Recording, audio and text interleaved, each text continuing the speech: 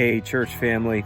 I'm bringing this weekly word to you here today. I'm sitting outside here on my deck. I'm taking every opportunity to be outside these days when it's not raining or terribly humid or hot.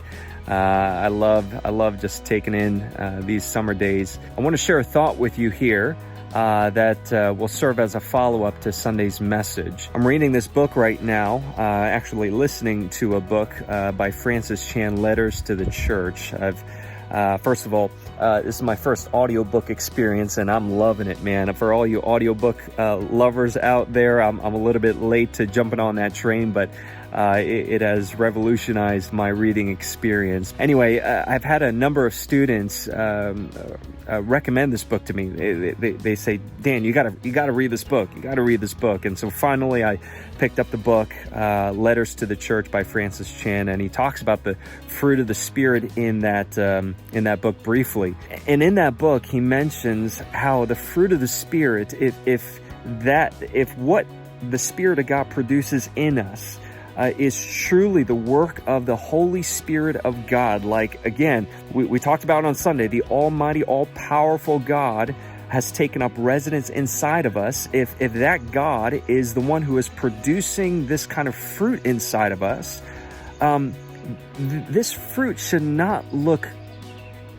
like the average fruit that you would see on someone else's life. So in other words, when the Holy Spirit produces love, that love should not look like worldly love according to the world standards. When he produces peace, that peace should be otherworldly kind of peace, transcendent peace that goes beyond comprehension and human understanding. When he produces patience, he should produce in you saint-like patience, right? Like, this is not normal. Like, anyone can muster up enough energy and effort to exhibit just amount of human level patience. But the fruit of the Spirit, when he produces his fruit in our lives, it's not ordinary fruit. It's not just any kind of run-of-the-mill fruit that you would find on any other person's life. The fruit of the Spirit is extraordinary, supernatural by very nature. And so if you thought it was a tall order to exhibit all 9 of these characteristics at any given moment, church, let me just up the ante just a little bit.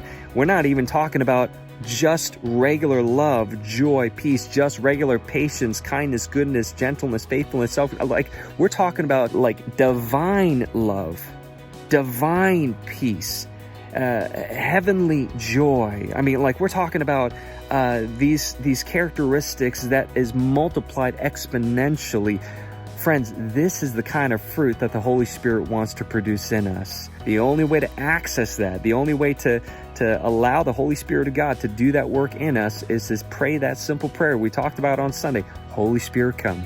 Holy Spirit, come. May those prayers flow off your tongue and flow off your mouth as regularly as possible. Holy Spirit, come. May that be a prayer you lean into this week.